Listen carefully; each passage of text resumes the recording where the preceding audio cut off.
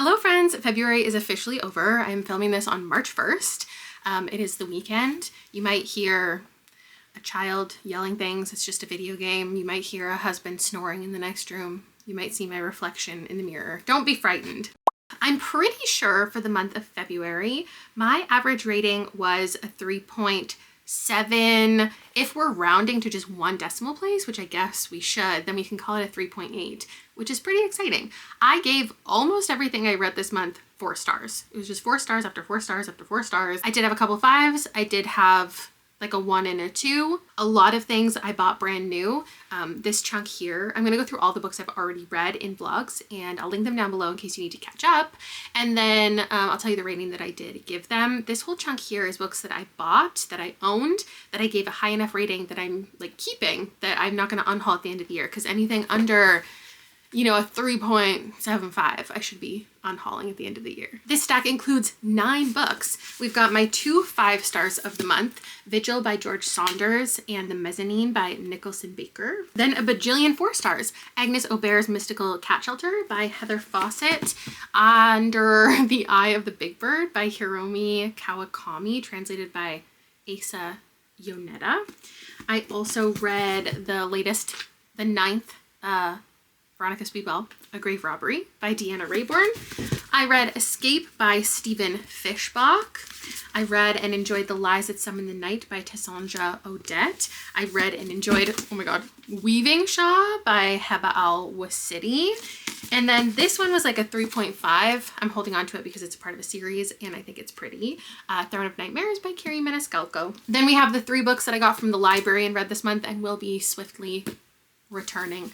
The Wall by John Lancaster, I gave a 3. Cape Fever by Nadia Davids was a 3.75. And No One Is Talking About This by Patricia Lockwood was a 3.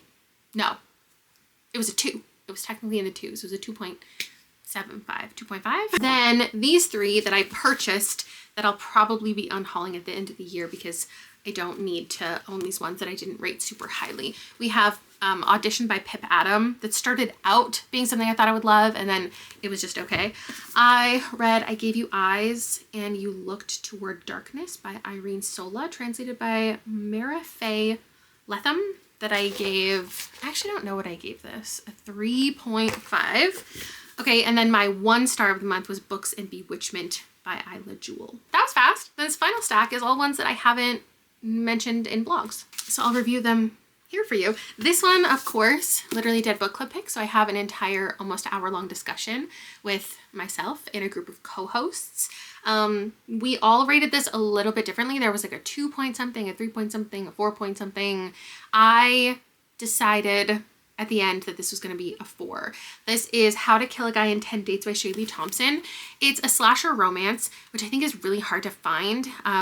The type of like horror where when you get horror and romance together, it's often paranormal, it's like otherworldly, it's monsters, it's whatever. This was rooted in reality. And this is what I want from so many mystery thrillers that I read that get deadly and gruesome and whatever. I want there to be a romance on the side. I want to see other things happen. And it doesn't always make sense because you shouldn't be distracted by your romantic entanglements when there's someone literally trying to murder you. But in here, it was self-aware, like it knew what it was doing. It was trying to be a traditional slasher film, and people sometimes get it on in the middle of danger, and that was fun. The plot of this follows Jamie. She's obsessed with slashers and rom-coms. She's writing a dissertation on it, and she goes to this speed dating event, and then she gets to use her knowledge of the genre to save the day and to escape the big bad killer. Basically, she's on a couple of these dates. We meet a couple of the suitors, and then the lights go out and suddenly they come back on. The man in front of her is dead. She's there with her best friend, and her best friend Lori are running around trying to figure out who they can trust of the group that's there,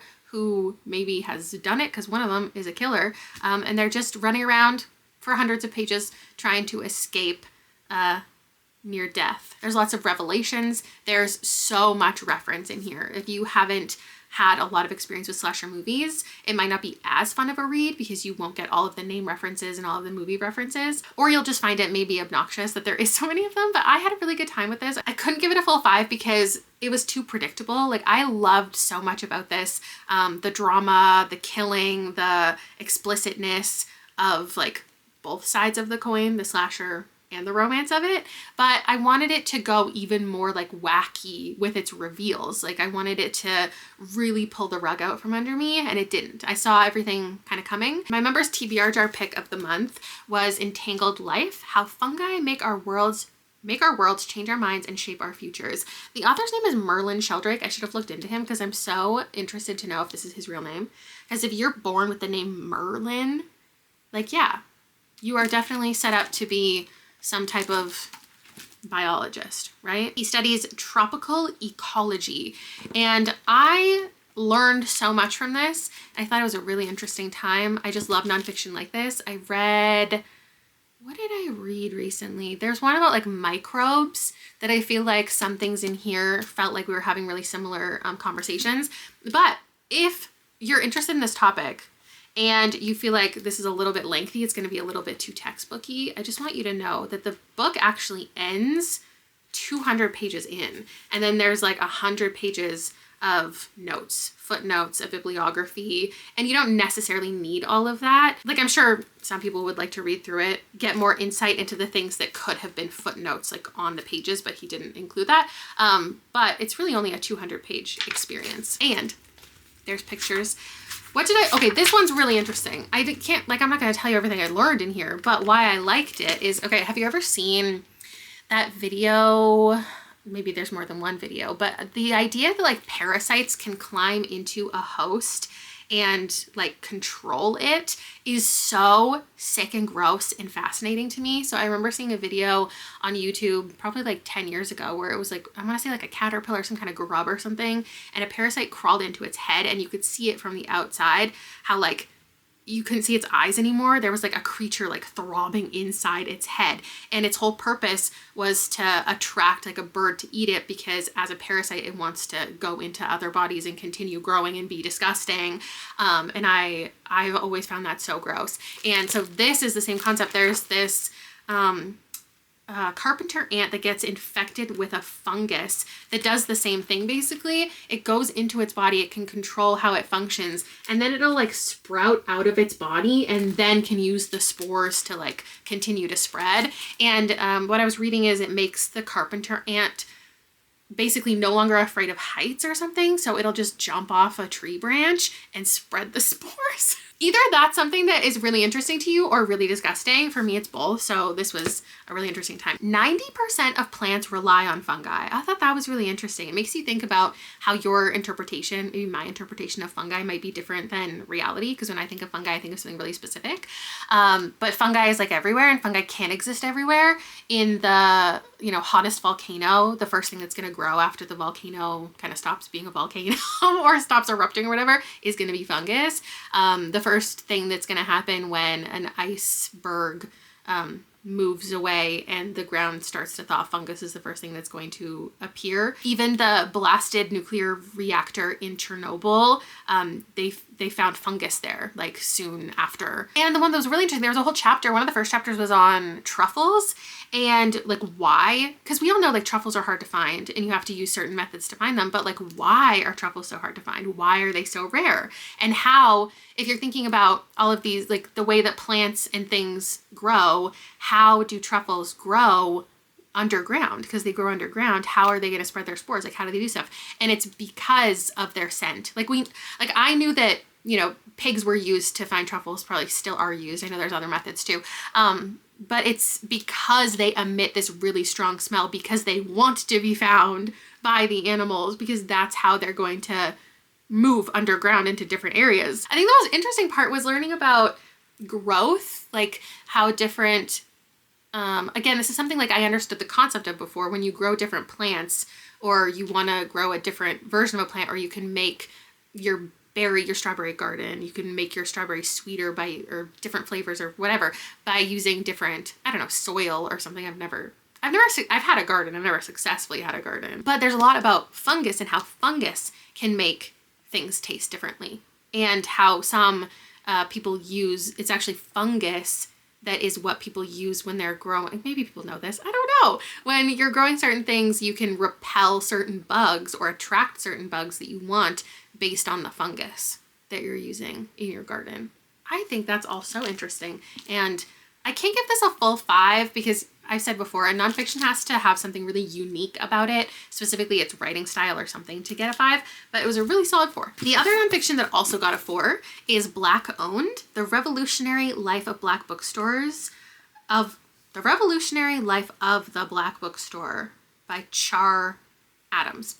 I read The History of the American Bookstore or something like that a couple months ago, and I thought it was fascinating, gave it 4 stars. This one obviously is about Black bookstores specifically. And what can I say about it? It was very straight to the point. Like, it gave me a lot of knowledge. There's a list, of course, in the back of Black owned bookstores by state. So this is still very much focused on the United States, and there's a lot of online ones. I think this could be helpful for people if you haven't seen like an infographic on Instagram before of where you can shop online. And then there was a list of books in the back that was books Black booksellers want everyone to read, and I thought that was a nice list to include at the end. I probably would have liked more of that, but that wasn't the point. It was just the history of bookstores, and it went through exactly what you'd expect, like highlighting a different kind of one in each chapter, or a specific type of bookstore, or like what bookstores were doing in a certain time period, how Black owned bookstores have very often, especially in times of civil unrest, become hubs, obviously safe spaces for people, but also just a representation of like what the country is going through in the moment. I love the intro in here and how she kind of came upon this information to begin with, like why she cares about it, how it's not something that's ever been officially tracked anywhere, and how she connected with all of these different people to learn about the history and put this all together. I think this is an impressive piece of work to have, and I'm really glad that I read it. My next one is The Starseekers by Nicole Glover, and I have chosen not to rate this one because I didn't read the books that came before this, and I don't know if I had, it would have improved my reading experience. Like, I don't know, because this is a standalone book. It is advertised as a standalone book, but it is the 4th book in this like connected series. And I feel as though if I did read The Conductors, which came out I think like 4 or 5 years ago, and it didn't have the greatest reviews right from the beginning, and so I never picked it up. But I was interested in this one because I've read nonfiction in this arena, you know, of some of the first Black calculators or the first Black engineers to work at NASA, and I wanted the fictionalized version of that. We've got science, we've also got magic in this universe that's been created in this book series. There's magic, and I can't say for certainty if I understood the magic system better, this would have improved, that would have improved the book for me. I feel like it would. I feel strongly that it would. And also there are all of these mentions of all of these people, and I don't think that they're from other books, but it feels like they're from other books. Like, she'll reference, oh, my grandparents, these people and these people, and they knew these people and these people. And I was like, should I already know them? If I shouldn't, if I don't from other books, I don't think that they were explained enough to me that I grasped like why we needed to know about these people, or why we didn't get as much about them as I would have wanted. And then there's all these magical references, like her parents suffered from like magical induced amnesia or something, and I was like, is that something that was discussed in a different book? Not just her parents specifically, but that type of magic. Like, should I understand that going in? I just feel like I lacked a lot of information, and I don't know if that's because I didn't read the other books, or because I don't like how the information was delivered to me in here. The plot of this, like I said, it's following an engineer at NASA. She also has a TV show. We're in the 1960s. Her name is Cynthia, and she connects with this guy named Theo, and they have this connection throughout the story. And there's something happening at a museum. See, also, I did myself a disservice and the book a disservice because I read half of this last month because I was using my Spotify hours for the audiobook because it's one of my favorite narrators, Bonnie Turpin. And then I took like an entire 3 weeks off from it to finish the second half when I got more hours to complete it. And so I don't feel capable of reviewing it for you perfectly, which is unfortunate of me. So I'm sorry. There's a death that occurs, one of her coworkers, and she's trying to solve it. So she's looking into that, but then all of these other weird things are happening at this museum, and her and Theo are looking into it, are investigating. And even with my favorite narrator doing this, I just felt like it was a little bit sterile. That's something that a lot of people say about Hidden Figures. And I was thinking, okay, if I read a fictional kind of account of Hidden Figures, but with added magic and stuff, it'll be the perfect read because it'll have a proper narrative behind it. But it just, I don't know, it was a little bit removed for me. Maybe it's because I took a break. I'm so sorry. I wanted to give this like a 3. There was nothing I had a huge problem with, but I just didn't like connect with it the way that I wanted to. But I don't know if it's me or if it's the book. So I'm leaving it unrated. Then we have Burn Down Master's House by Clay Kane. This one I went into with the wrong expectations, but then it turned out to kind of be the right expectation. So it was a really interesting read for me. I gave this a 4.25. I post this like favorites of the month every month now, and I didn't have enough 5 stars. So I had to pick 2 of my 4 stars, and this one just stood out. So I was like, maybe it's more like a 4.25. But this I picked up from Aardvark, and I'm so certain that they advertised it as horror, and also the cover looks like horror. But when I picked it up, it's historical fiction. This is a historical fiction novel. It's set in the 19th century American South and covers enslavement. We have multiple characters. There's like 4 different stories in here, all from enslaved people or formerly enslaved people. And they do get revenge, like burn down Master's house. That occurs in the first like quarter. So I was so thrown off because I guess I didn't look into it enough what it really was. So I thought we were following the same person the entire time. And then the title came to fruition so early, and I was like, wait, what are we doing? And then we were following someone else, and we were following someone else, and we were following someone else. It is all connected, and we see a lot of harm, a lot of difficult things to trudge through that these characters are experiencing, but they all get a moment of strength and empowerment, and there's so much connection between people. There are love stories in here, between men and women, between men and men, with families, with friends and community. And then they all get back at people. It doesn't feel like so explicit and extreme that it does feel like horror, but obviously this is social horror, following these people who are terrible, awful, sick human beings getting their comeuppance. Horror makes sense, but this is everywhere else shelved as historical fiction solely. And we do have a lot of brutality. There is a fantastic author's note at the beginning talking about the book and what it wants you to feel and what you're going to be confronted with. And then there's a fantastic author's note also at the end, explaining inspiration and like where this story came from and how it evolved. And I thought it was great. I also did get an ALC of this, an early listener copy from Libro FM, because the point of getting those copies is to review the audiobook and let everybody know what I thought of the audiobook. I will tell you, I absolutely do not recommend the audiobook.